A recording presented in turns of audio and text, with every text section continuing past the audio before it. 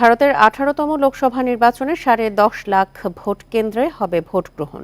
মোট ভোটার সংখ্যা 97 কোটি, যার মধ্যে প্রথমবার ভোট দেবে 1,85,00,000 ভোটার, যা 2019 সালের তুলনায় 6% বেশি। এ পর্যন্ত 430টি আসনে প্রার্থী দিয়েছে বিজেপি। ইতিহাসে সর্বনিম্ন 303টি আসনে প্রার্থী দিয়েছে কংগ্রেস। বিকাশে কম খরচে ক্যাশ আউটের লিমিট বেড়ে 50,000, প্রিয় এজেন্টও 2টা। 16 জুন শেষ হচ্ছে ভারতের 17তম লোকসভার মেয়াদ। ভারতের 18তম লোকসভা গঠনের জন্য আজ শুরু হচ্ছে ভোট গ্রহণ। গতবারের মতো এবারও নির্বাচন হচ্ছে 7 ধাপে।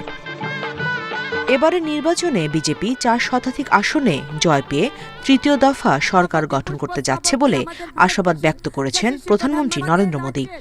2019 সালে 303 আসনে জয় পায় তার দল। এবারের নির্বাচনে এ পর্যন্ত 430 আসনে প্রার্থী দিয়েছে বিজেপি।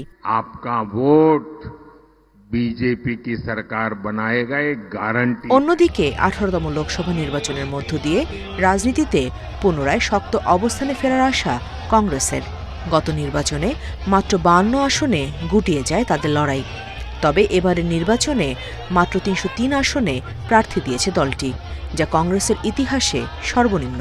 ऐसा चुनाव हो जिसमें कोई गड़बड़ी नहीं हो, जिसमें ईवीएम में कोई गड़बड़ी नहीं है, तो मैं दावे के साथ कह सकती हूँ ये 180 से ज्यादा सीट नहीं ले सकते।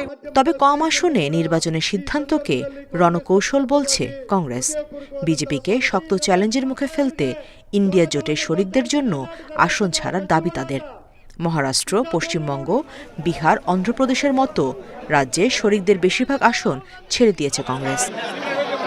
এদিকে বিজেপি বিরোধী জোট ইন্ডিয়ার অংশ হলেও কারো সঙ্গে আসন সমঝোতা না করার ঘোষণা দিয়ে রেখেছেন পশ্চিমবঙ্গের মুখ্যমন্ত্রী মমতা ব্যানার্জি, যে কারণে পশ্চিমবঙ্গে 42 আসনেই প্রার্থী দিয়েছে তৃণমূল। কংগ্রেস সব সিটের লড়াই করবে, আর আপনাদের সাপোর্ট থাকলে আমরা জিতব।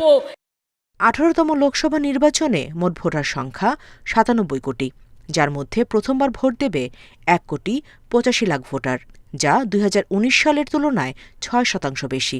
10.5 লাখ ভোট কেন্দ্রে হবে ভোট গ্রহণ। এবারে প্রথম 85 বছরের বেশি বয়সী ভোটারদের জন্য থাকছে বাড়িতে বসেই ভোট দেওয়ার সুযোগ। Nusrat Serin, independent news.